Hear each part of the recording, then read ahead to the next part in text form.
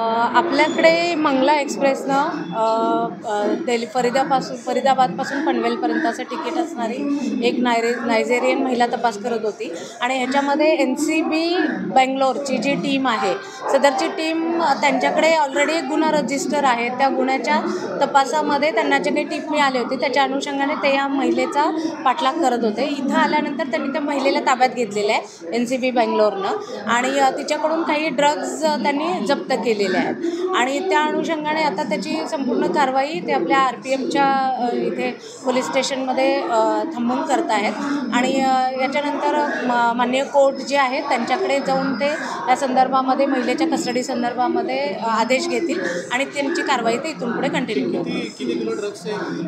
नाही, त्याच्या अजून आपल्याला त्या संपूर्ण प्रोसिजर सुरू आहे, त्याच्यामुळे डिटेल्स तसे देता येणार.